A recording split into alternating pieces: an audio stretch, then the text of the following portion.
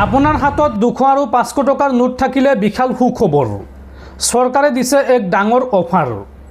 চৰকাৰে 200 আৰু 500 টকা নোট থকা সকলক বিশেষ সুবিধা দিছে।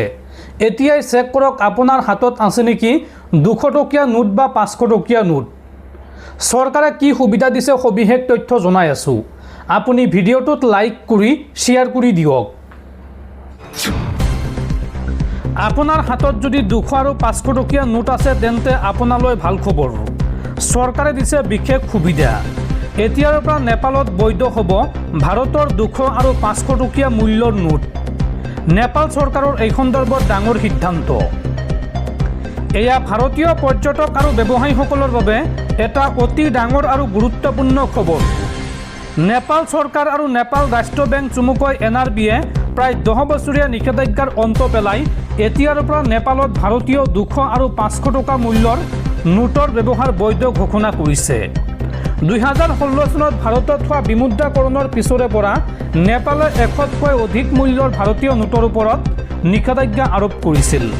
আৰু নতুন নিয়মৰ মূল দিশসমূহ হ'ল এজন ব্যক্তিয়ে এতিয়াৰ পৰা সৰ্বাধিক 25,000 টকালৈকে 200 আৰু 500 টকা মূল্যৰ ভাৰতীয় নোট নেপাললৈ কঢ়িয়াই নিব পাৰিব।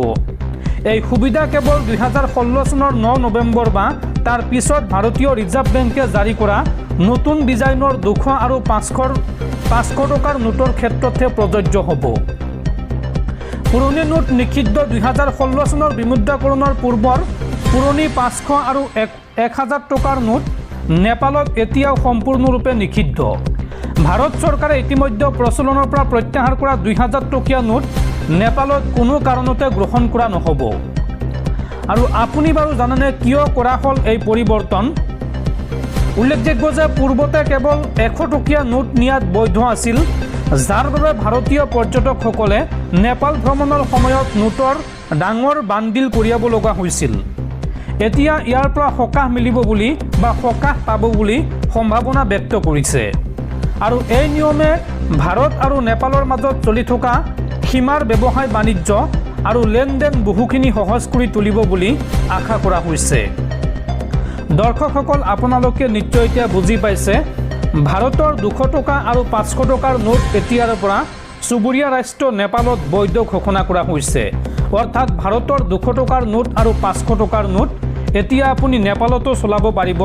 নেপালত ইতিমধ্যে বৈধ ঘোষণা কৰিছে নেপাল চৰকাৰ আৰু নেপালৰ ৰাষ্ট্ৰীয় বেংকে।